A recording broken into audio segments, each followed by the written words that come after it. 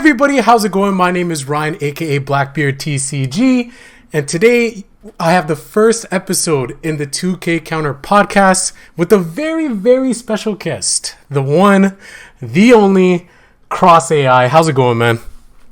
Yo, it's going good. How you doing, bro? Doing pretty good, man. I'm doing pretty good. I want to give you the opportunity to introduce yourself, just in case if there's people that are subscribed to me that aren't already subscribed to you. Why don't you introduce yourself a little bit? Talk about how you got into the One Piece scene and all of those type of things. All right, so my name is Michael, CrossAI on YouTube. And I got into One Piece mainly because, well, I like One Piece. It's one of my favorite animes, but also I really like card games. So nice. So I also play like Digimon. I played Zen'Zard before it died. Made a few videos on those.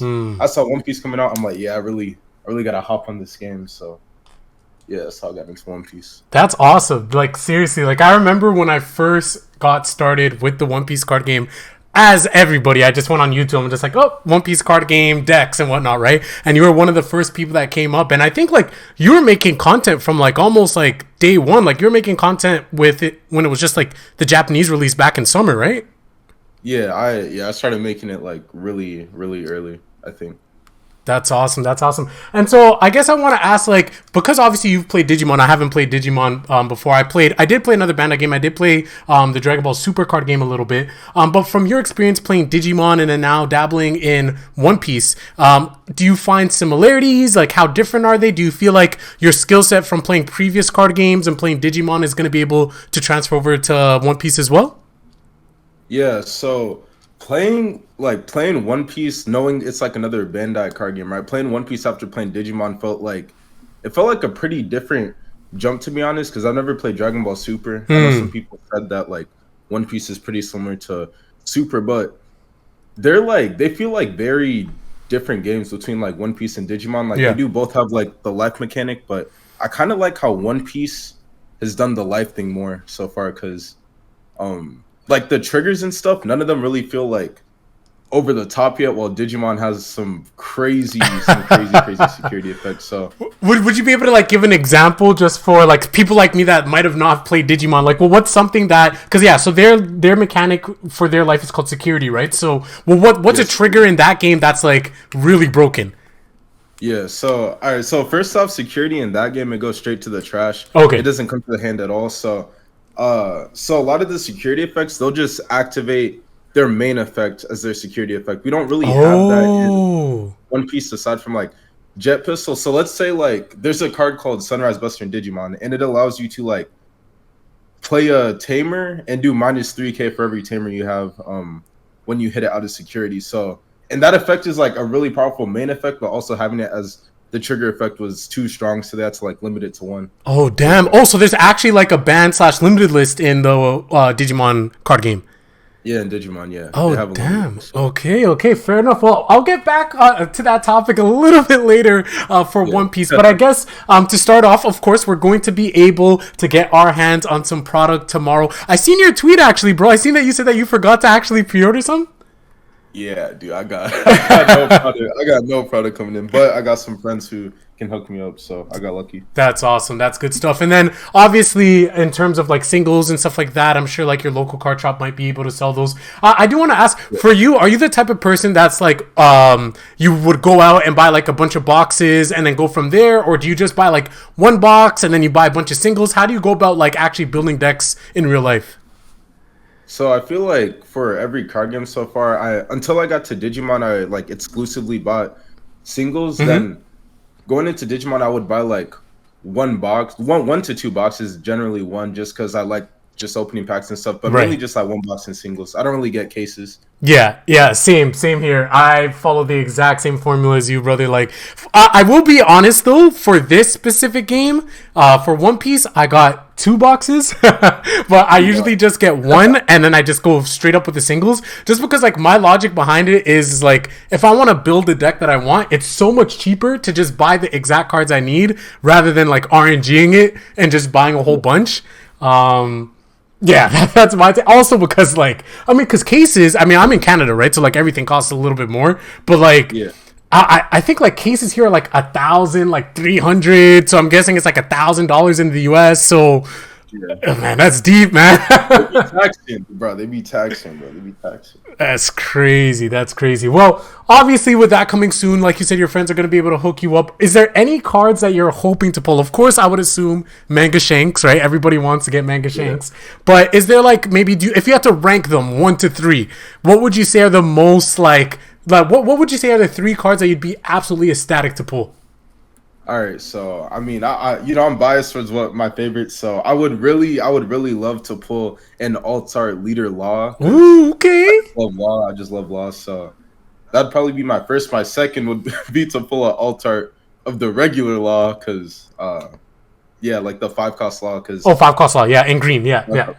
I just feel like Law. Then for the third one, low key, I probably just want to pull like a Nami, just to just a flex. Yeah. Just a flex, you know what I'm saying? Nah, I feel you on that. Honestly, for real, like that Nami card, man. Yeah, they knew what they were doing when they were designing that. That's all I'm gonna say. Yeah. That's awesome. So obviously, you mentioned Law being your favorite. You're biased towards that. What about Law is like something that attracted you to him as a character, right? Like, what made him your favorite character in One Piece, and why you're most excited to pull his card? He like Law's just. If you've seen One Piece, like Law's just cool. Like I don't like he's just a really cool character to me. I really like his design and everything. I like his abilities too. Like I'm really curious to see how they're gonna expand and explain his abilities towards the end of One Piece and stuff like that. I'm very hyped. I mean, for that in general. his devil fruit is literally called the OP Nui, right? Exactly. And it's actually OP. Like it's crazy what that devil fruit can do. Absolutely insane. So I guess the next thing I want to talk about is obviously Treasure Cup. They announced that we're going to have our big events that are going to be coming up in February. Have you managed to take a look at any of like the locations? Are you planning on going to any? Yeah, I think I'm mainly planning to go to 2. Nice. I want to go, since I live in Arizona, so I want to go to the one in California because it's very convenient. So the one in Long Beach, California, I want to go to that one. Then the other one would be like Miami, Florida, and I've never actually been to Florida, so. Oh, that would be so sick, because then it could be like a trip where like you go obviously to compete, but then also like be able to enjoy, like I was gonna say enjoy the good weather, but obviously if you're in Arizona, you have really good weather there too, which I'm jealous of because I'm here in Canada and let's just say it's cold as shit. But it's cold, yeah. I like the heat a lot more. Yeah, that's awesome. So at least you'll be able to go to 2 of the events. And correct me if I'm wrong, but you also did compete in the deck limited battle format online, and I believe you topped in that as well, right? I think you placed pretty highly in that. Yeah, I got I forgot. I think it was core TCG. I got 3rd place in that one. Nice. I was so close, undefeated into last round, but what were you going up against? I went against purple as blue. Fair enough. Man, but you went up undefeated up until then. So, like, what colors did you have to face up until then? Did you have any mirror matches? Because, like, I heard that ultimately blue kind of became, like, a more popular deck where, like, a lot of people at first were playing purple. But do you remember what your matchups kind of look like?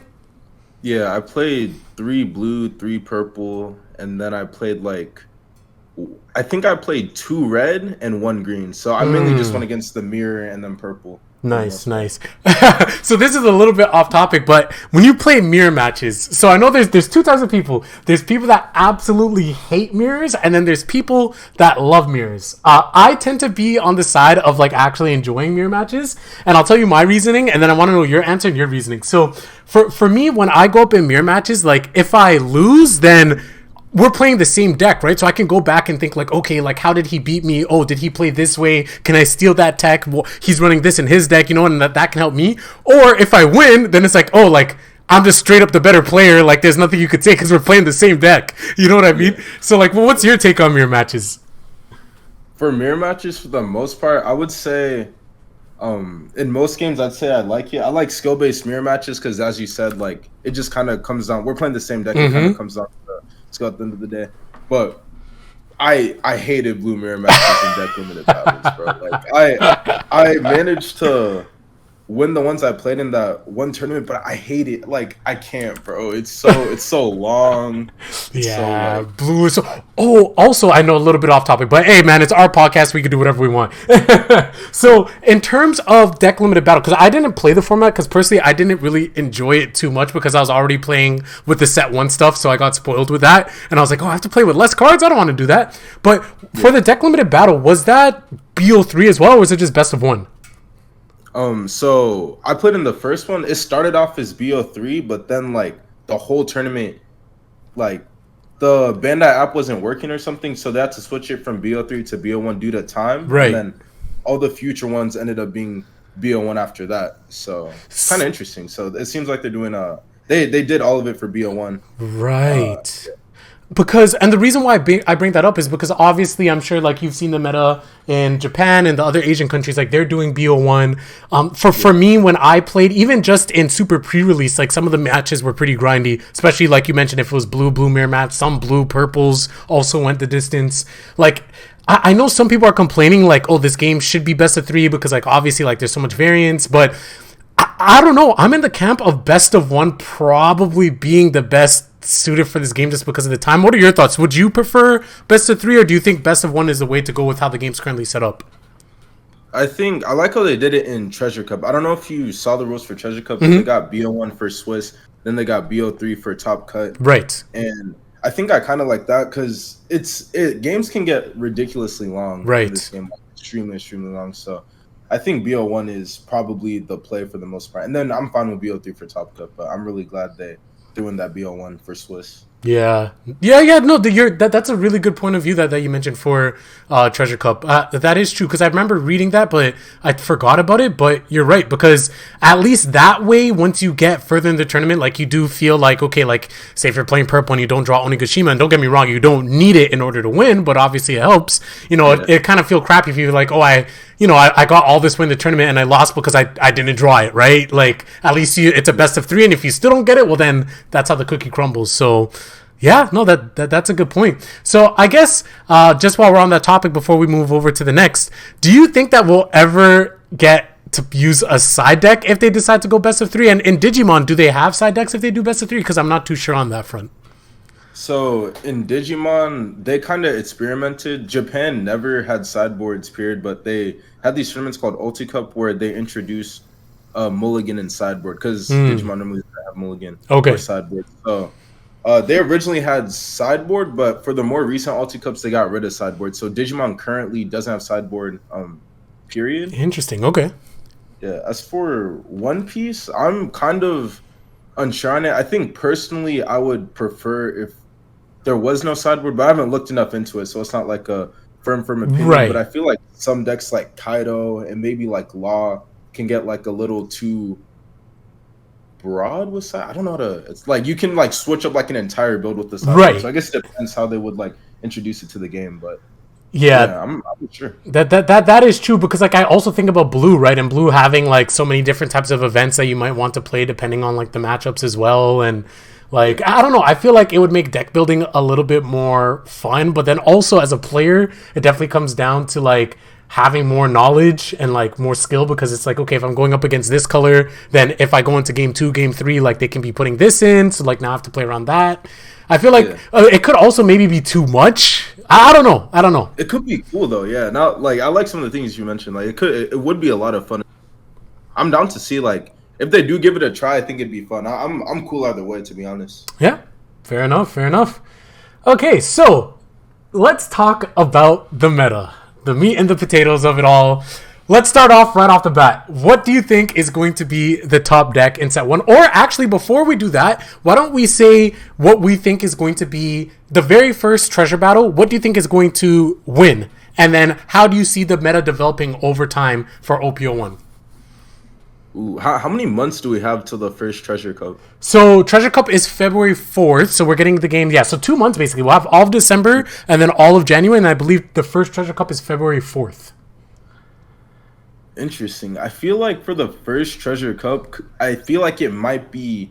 I wouldn't be surprised if it was purple. I wouldn't be surprised if it won the first one because, like, I personally still think that Kid is probably the best deck. Yeah, so I think that Kaido will probably take the first one, but I do think Kid's overall going to be the best deck. The reason I say Kaido Mm-hmm.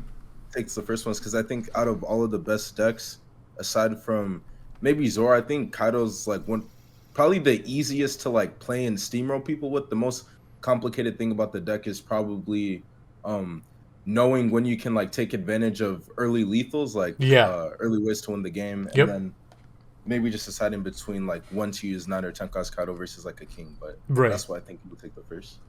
Yeah, I think I would have to agree with you on that. Again, you made the amazing point of it being really easy to pilot. It's a deck where literally anybody can like pick it up. You give them like the basics of the game, and the deck almost kind of plays itself in that sense. And it's not like a knock on any like Kaido players or anything like that, because Yeah, to yeah. be quite honest, like I think I might honestly pick it up myself, because of the exact same reason that you mentioned. I also do think that it being best of three, if you do end up getting to the top cut, obviously that does also help as well, because Kaido is a deck that most of the time you typically would want to go first. So obviously if you're able to go first 2 out of those 3 games, that obviously helps you. If you see your Onigashima playing multiple games, that also helps you as well. So I could definitely see it being one of the heavy hitters, if not the heavy hitter, for the first Treasure Cup. In terms of Kid, for your Yeah. other point, yeah, you know what? I also think that Kid is probably going to be the best deck overall. But what do you think about the Kid versus Kaido matchup? Because I know some people are torn. Some people say that Kaido can beat Kid. Some people say like if you play it right, then like Kid actually is favored in the matchup. What are your thoughts? Personally in the matchup, I think it also depends on the kid player's deck because I feel like unlike Kaido, kid's deck kind of varies depending on what's in the meta. But I think in general, if it's like two good players, I Mm-hmm. think that it's favored. I want to say it's like slightly favored for kid. I think either of them can really win, but I see like a good kid player winning on average compared to a good Kaido player in the matchup from my experience so far. That's fair. That's fair. And do you feel like maybe that could also come down to the variance of like Kaido not seeing Onigashima? Like, do you think that also plays a role into it as well, or do you just feel like in terms of the strengths of the cards, as it comes down to of two equally skilled players, do you still think that regardless, Kid would probably come out on top? Yeah, I think for the most part, I think for the most part, Kid comes on top regardless of whether they see Onigashima. If they see Onigashima, it's like a lot more even. If Hmm. they don't see Onigashima, then I think it gets extremely like it Difficult. gets kind of rough. It gets kind of rough, yeah. That's Yeah. possible, but yeah. Yeah, that's very very true. I think I completely agree with that. Is and like you mentioned, like with Kaido, the most difficult thing is for that deck to like find out like when it has early lethal opportunities, and Kid kind of operates in a similar way in the sense of being able to swing twice. But Yeah. I know like some people. I remember when I was at like my super pre-release as well. Like I remember somebody saying like, "Oh yeah, like Kid is like bait. Like he seems good, but like he's not really good." I'm just like, "Oh no, he's really good." Because it also seems like people fall into the trap of not knowing when is the opportune time to double swing as well, right? Like I feel like that in Yeah, for itself is sure. also a skill too, right? Because like obviously when it comes to Dawn management, so I agree. I do think that we'll see more Kaido, and then towards the end we'll definitely see a lot more Kid taking it. Now, what are your thoughts on Law? Because a lot of people also think Law could technically be the best deck because it has a really good Kid matchup. Yeah, I think so for Law, which I already talked about how Law is one of my Right. favorites earlier, so maybe I'm a little biased, but I really think that Law is one of the best decks as well. As you said, it does have that really it probably has I wanna say it has like either the best matchup or the second best matchup into Kid out of like any of the decks I've really seen so far. So I think that's really gonna propel it as well. Kaido's like Kaido's kind of a sketchy matchup. I know a lot of Law players um struggle against Kaido, so that might make it struggle a little bit. But I think overall, like we'll definitely see Law tops, probably a lot more than in Japan, because it got really popular towards the end of the meta in Japan. It's just Law's a really difficult deck to like build and play, especially when you're Right. playing into bad matchups as well. So but I think we'll definitely see probably more Law tops than in Japan, to be honest. Okay, okay, I like that take. That's interesting. And yeah, I think I do agree with your first point. I think that Law probably matches up with Kid the best. I think that once like Law can really get going super early, and then when he does, like even if you do get to the point where like yeah, like 8-drop Kid comes out, like obviously Red Green Law has Otama Jet Pistol potentially, right? They have, you know what I mean? Like it has tools to deal with it, so it's not the end of the world. And then just the room shambles combos are just absolutely filthy and disgusting. You're just getting hit with by Luffy subbing out. You're getting hit by Zoro. You have to deal with blocker Law on the board as well. You know what I mean? Like Yeah. It gets gross, bro. Like it gets gross. It gets gross. But I will say too that like for me, I know this might sound a little bit like bad or like mean or whatever, but like Yeah. I appreciate people that get their Law wins more than like I would appreciate somebody like getting like Zoro win, for example, because like I mean again I don't want to like shit talk like people for piloting a deck, because at the end of the day you want to win, but like let's be real here, with Zoro you kind of turn your brain off and you just swing, right? But like with Law you need skill to pilot that deck. Like you can't give somebody a Law deck and say like okay perform, but like somebody with a Zoro deck you could give them a list and they could probably perform right away. Do you know what I mean? Yeah. I definitely agree with that sentiment. Yeah. Fair enough. So I guess the next thing that I want to talk about is, and I guess I probably already know the answer to this just based off your previous answers, but what deck are you going to build first, and how serious are you going to take the game? Are you going to get like super sweaty, try to top in every single event, like try to do the best you can? Or are you just going to like collect, maybe just go to locals? So yeah, two-part question. First is what deck are you really going to try to build first, and like maybe some more towards the end, and then also how serious are you going to take the game? So I'm gonna be building Law and Kid first, basically. Nice. So green, red first for sure. And honestly, I'm probably gonna get pretty sweaty in the game. Okay, no, I like that. Good shit. Yeah, I want to try topping, because in all the previous card games I played, I haven't really gotten the chance to be like super sweaty yet. Like I've gotten to playing some tournaments here and there, but I've never really gotten the chance to be like super sweaty in tournaments. So getting the opportunity in One Piece, it sounds awesome. I really want to go to tournaments, and I want to have fun at the tournaments too. You know, like, Right.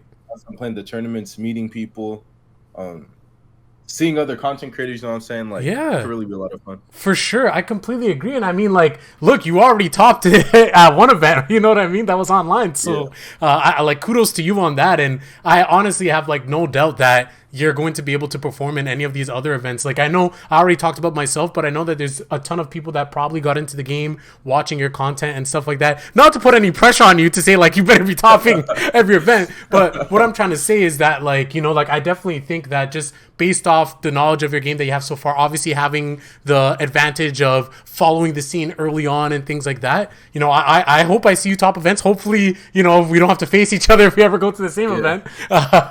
But yeah, that's awesome. And so do you feel like with Zoro and with Kid and with Law, I know you said you're going to build both of those first. Do you have a preference? Because like obviously the benefit of Law being dual colored is the cards that you use in that deck you could also just use in your Kid deck. So are you going to try to build out your Kid deck first and then like pick up some of the stuff for Law after and transition to that? Or are you just going to try to get everything at once? I'm currently trying to get everything at once. It seems a lot easier to get everything for Kid than Law right now, so I might just end up getting Kid first if that's what happens. But I ideally want to get like both at the same time. I'll probably play more Law than I do Kid, but yeah. Awesome. And like for your local scene, do you have like an idea like what people are already gonna play, like just off of like conversations, or are you kind of going into it blind? I feel like there's gonna be, I could be wrong, but I feel like there's gonna be a lot of purple players at locals, just because there were a lot of purple players for the deck limited battles, and I think most of the ones in AZ were they were either won by green or purple, I'm not sure, but there was a lot of purple, so I'm expecting to see purple just because that deck is mainly starter and so many people picked it up. So right. Huh, that's interesting. So for me, I'm thinking that, well, just based off the conversations I had, I have a lot of people at my locals thinking of playing Zoro.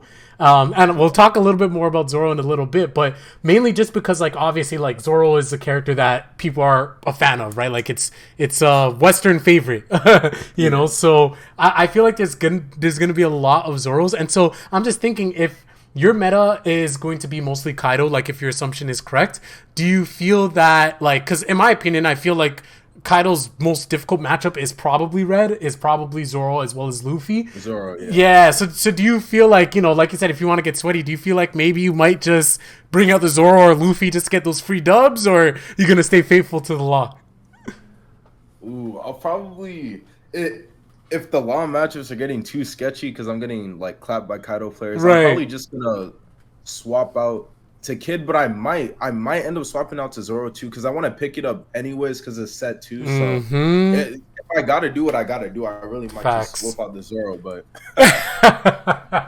No, I don't blame you. And hey, man, that's a perfect segue to the next topic. Let's talk about Zoro, brother. This is. Do you think? Well, before we start talking about the list and all that stuff, do you think that Zoro has a potential to be tier 0 in the Japanese meta right now?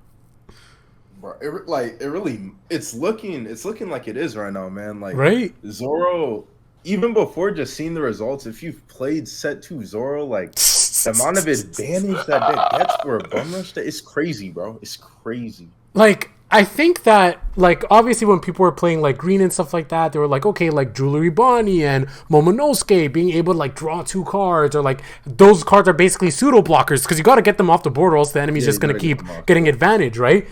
And so that's what made that strong, and now it's like, okay, well, Zoro has this, and now it has the Bandit, like, Dadan or whatever, Curly Dadan. So Zoro has access to that.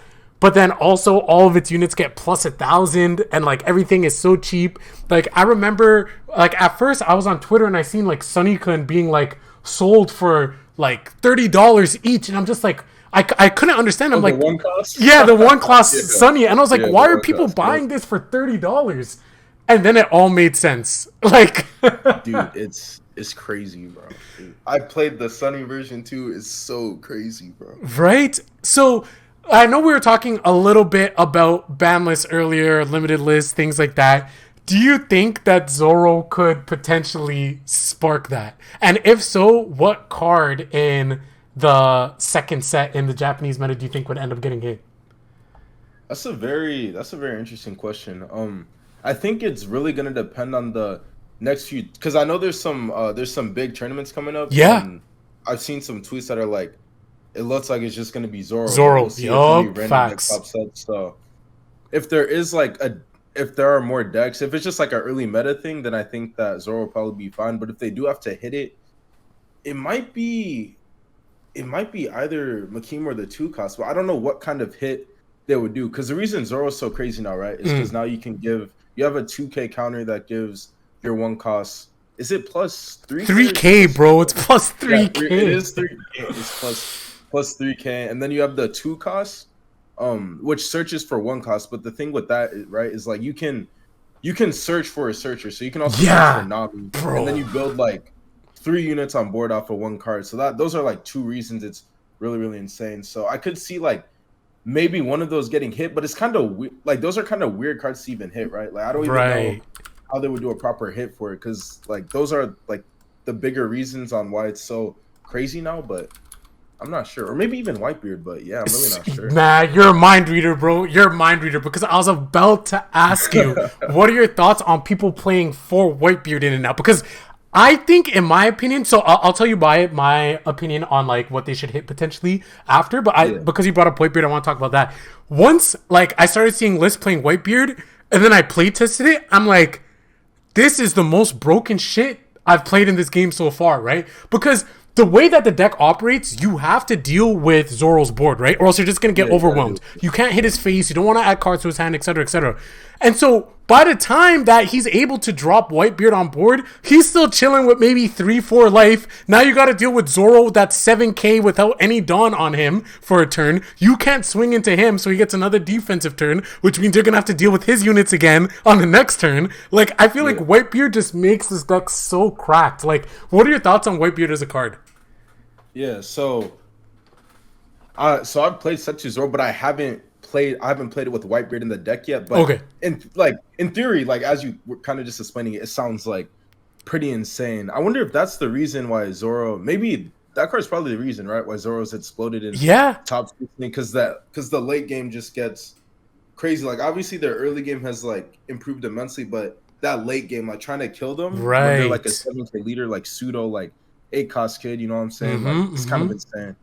That is kind of For sure, insane. bro. You're 100% right. Like this is a deck that was like live by the blade, die by the blade. You know what I mean? Like go in quick, try to end the game fast, but if not, you run out of steam, you lose, right? But now you Yeah, covered up your weakness. Your late game isn't bad anymore because you have Whitebeard, and Whitebeard can also get rid of those chump blockers on board as well with his effect, so that way which is your other like, units can swing, right? So it's ooh, it might. I might have to change to what because I haven't played with Whitebeard yet, but like talking about it, yeah. Whitebeard is probably the reason it's folded in tops because the late game, like, and it deals with blockers. And it That's deals with crazy. blockers, bro. Yeah, That's the that's thing. crazy. Like That's crazy. it's absolutely insane, right? And because then on top of that, right, like you have to think about obviously you still have access to like Otama as well, so you can like Otama, and then like you can hit blockers, like if you're going up against red, like if you're going against like queen and stuff like that, you can still jet pistol, or like there's the other card, Gordon, the film card, which I believe Yeah, Gordon -3K. that one's minus 3K, right? So like you have so many things that will also allow you to still pop with Whitebeard too. Like I don't know, man. I think Whitebeard is absolutely cracked. But then it's like you also can't hit Whitebeard because then it's like, what about the Whitebeard deck, right? That's not as oppressive. You know what I mean? Like why does he get hit? You know? Yeah, that's what I'm saying. That's why I'm hoping it's just like a early meta thing. Because if they do have to hit it, it's like it's so weird to like find out what to hit. Because if you hit it, like you're accidentally like Weakening hurting other decks that don't need to be hit. Yeah. Like for me, like just piggybacking a little bit off what you were saying earlier with like with Curly Dedan or Makino. For me, I would probably ban or like limit or whatever Makino, just because like I kind of talked about it in one of my other videos before. Like it's a one cost, right? So like you're always going to be able to play it. Like it's activate main, so as soon as you play it, you can use its effect to get plus 3,000. Like I don't think there's anything else in the game that does that. But then it's also a 2K counter. Yeah, and it's a 2K counter. I think that's the thing that's cracked, bro. Like, yeah. Where's the weakness? You know what I mean? Like this card is I saw it mid game. Mid game, I was playing Zoro. Yeah. Because they were trying to swing at me. I look at it. I was like, hold up. I was like, wait. I was looking at the counter. I was like, what? I was like, this is 2K. What? Right? Because like at least with Curly Dedan, like you can whiff it, right? Like of course, like we talked about the OP synergy of it, being able to pull a Nami, play a Nami, search, right? But like at least you can at least whiff that. At least it's not a 2K counter. With Makino, like I literally can't think. Like the only time that it's not live is if you don't have another one cost unit, but you're going to have a one cost unit because you're playing Zoro. You know? You're gonna have it, yeah. Yeah. It's a crazy card, yeah. It's rough, but like I don't know if you've been seeing, but like a lot more people are starting to pick up Ivankov. I haven't played the matchup too much myself, but a lot of people are saying that Ivankov is not too bad into it. Like it's still a winning favorable matchup for Zoro, but obviously you made a video on it, and if any of you guys that are listening to this haven't checked it out, please go to Cross's channel and check it out. He talked about the Impel Down package with Ivankov being able to drop Luffy, Luffy being able to bounce 2 units back up to hand for Zoro, so that way he can't swing with them on the next turn. What are your thoughts on Blue? I know you played around with Ivankov a little bit. What are your thoughts on that? I think that oh man, I'm not gonna say the name right. Ivankov. Yeah, you got it. Yeah, it's all good. I think it definitely has potential to rise up as well. Because like as you kind of mentioned, right, Luffy being able to bounce units and stuff like that, that's probably going to be very, very strong into the Zoro matchup. And they have to commit a lot of cards in order to defend against it. Yeah, so true. I was looking at kind of like a pie chart the other day of the topping decks in Japan. I think I saw like it was mainly Zoro, Kinemon, Kid, and then I think Ivankov was just like a little behind Kid or something like that. So we could definitely see it at like the next big tournament. And it does sound like in theory like it's pretty good against Zoro. So interested to see how that is. And then also Black, right? Like with Smoker, like being able to, if everything's gonna be like one cost, right? Being able to easily just drop things and like pop them. Like I'm surprised we haven't seen that much like Smoker. I know it's getting a lot more popular now, but just because of Zoro. But then I also think that like Black is also a deck where it's like they also kind of want to get to that like late game stage ish as well, and then by then you're probably already overwhelmed by Zoro. So I don't Yeah, know. This is just me like just theorying in my head, but I feel like theoretically Smoker might be able to have a decent matchup, but then I don't know how it deals with Whitebeard, and then obviously like they do have Kuzan, but then at that point, by the time you're dropping Kuzan, you're investing 10 Dawn. So if you don't have any blockers on board when it passes back over to Zoro, like can he go for game? You know what I mean?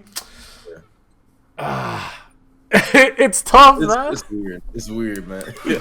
It's so tough. But hey, man, I'm not gonna lie. I'm gonna be looking to pull my Utahs. I'm gonna be looking to try to get my Sunny Kuns. Cause hey, if I'm playing set 2, I'm gonna be sweaty. I'm playing Zoro. Yeah. I'm gonna be playing. I'm gonna be playing Zoro too. I'm not gonna like.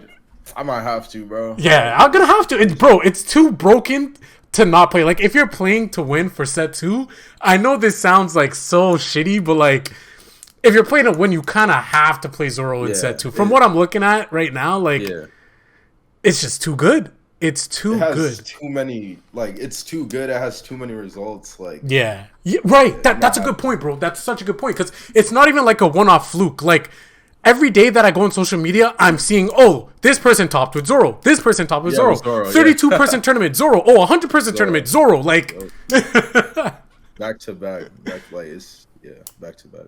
Yeah. And I've been seeing, like, some people, like, I know in Japan right now, it's, like, a $30 card for, like, the 3-cost Rush Zoro. I've been looking online here, like, some retailers are already selling it on, like, TCG Player.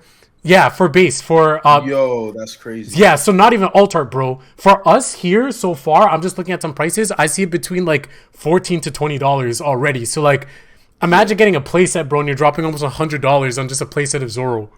Like, I'm picking up Zoro's. Like, I'm gonna pick it up off the jump. I'm not risking it. Yeah, I agree. It really might go up. Yeah, no, I think for sure. Like, if the game pops off, like how we think it will, like kind of how it is in Japan, and like obviously One Piece is popular everywhere. I think that it will pop off for us too.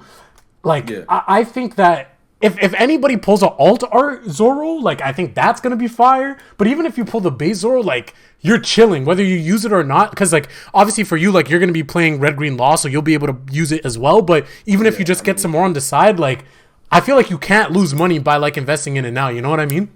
Yeah, you should be good. Like if you get Zoros, because it's gonna be relevant for a minute from what we're seeing. So yeah, and it's like.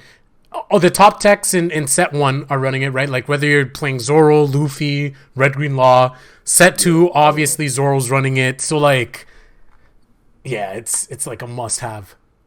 Yeah. I think interesting question for you. So have you seen like all of like the different types of like alternate Dawn, like the Gold Dawn, the Luffy one, the Shanks one? Have you seen those?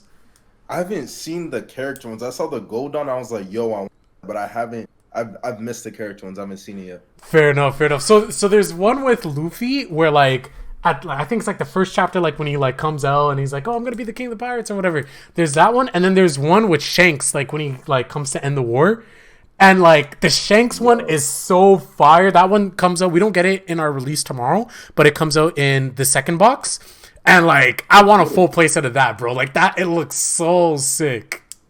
What? How do you get it? So it's one of the cards that you can get. So every time you open up a pack, you get a Dawn, right? So there's a chance for one of the Dawn to be one of the alt art Dawns. Oh snap! Yeah, like let me see if I might need to buy a box. What? It's like that for bucks too, right? Yeah. So I'll send you a picture of the Luffy one. I can't find the Shanks one off rip right now, but yeah, this is like what the Luffy one looks like. Oh, I've seen that one. Yeah. Right. Yeah, like they're dope. So I want to know like what are your thoughts on these alternate like art Dawns, and is there any like manga scenes or like parts in the series that like you would like to see as a Dawn? Like correct me if I'm wrong, but like I feel like for you, because like you love Law so much, I feel like a really cool one for you would be like the first time when we see Law on Sabaody Archipelago when he first uses room shambles and like he's tossing the Marine's head up and down. I feel like that would be a sick Dawn. That was a sick moment. Yeah, I think I would have like. There's two main characters I really want to see on a alternate art Dawn. Like I think these alternate art Dawns are amazing, but two I really want to see are probably Law, as you mentioned. I definitely want to see Law, but also my other really favorite character who's gonna come to the game soon is Katakuri. So I need like a scene with him like using his ability or something, bro. I need something nice. That would be so sick. You know what would be dope? Oh, you know what would be so sick? If the Dawn is like him, you know, like when he's like eating like his sweets or whatever, like his mouth gets super big and he's chilling. That picture would be so sick to have his Dawn. That would be sick. Oh my God. I need it, bro. I need one. Did you see his ability? Like his character card? Like I think it got teased the other day. I think it got teased today actually. It's the one that looks at your life or your opponent's, right? Yeah, so I think so. Big Mom looks at your own life, but I think Katakuri looks at your opponent's life, and then you can either choose to put it back to the top or bottom. Yeah, it's like, yo, I'm playing that deck. 100%. I'm looking at it right now. Yeah, against Rush, if you have left life cards, and then look at either life and then put on top or bottom. Yeah, it's sick. I'm really hyped for that deck. I love how they're really designing these characters to like be true to like how they would operate in the actual like in the anime. Yo, you know what I mean? Like it's really interesting how they're really like nailing it. Like I feel like Katakuri, they nailed it. Law, they nailed it, right? Like yeah. It's awesome to see. Like obviously, like with Kaido, like you could say like they nailed it too. He's like the strongest beast. Like he can -7 Dawn and you trash a life. Like you're getting that big ass hit. You know what I mean? Like yeah, they did it really. I'm actually surprised. I was worried when the game initially came. Bandai really might fumble this, but they're doing a fantastic job so far, to be honest. So yeah, and it seems like they're really like supporting it too. Like for me, prior to this, I was actually playing the My Hero Academia card game. And I don't want to like trash on it or anything like that. I made a video talking about why I quit that game.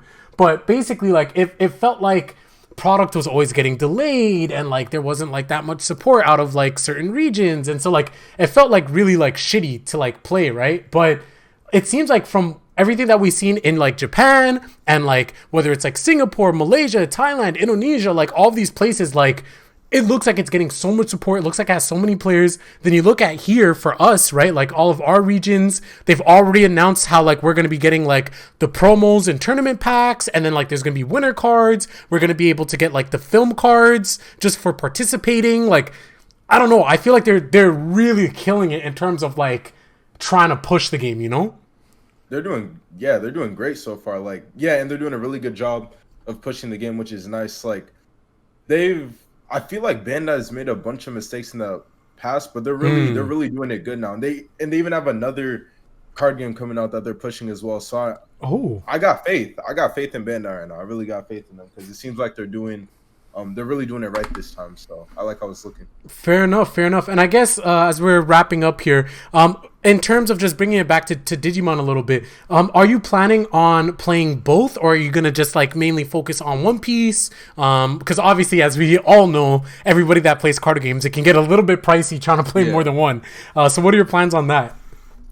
My plans, I'm probably going to be, I'm definitely going to be mainly playing One Piece, but I might still play a little bit of Digi on the side. I'm really waiting for Bandai's new card game to come out. When Battle Spirits comes out, I'm probably going to completely drop Digimon, but I'm probably gonna still be playing a bit of Digimon up till then, just because of like the friends I have in Digimon. Yeah, like that. Of course, and I don't blame you on that, man. Because like at the end of the day, like sure, like we're talking about like getting sweaty and like wanting to win everything. At the end of the day, there's nothing better than just like playing games with the homies, right? Like making friends, going to events, like hanging out with them. That's what makes it fun. Because like if you don't have a community, then like who are you even gonna play against? You know what I mean? Yeah, who are you gonna play with?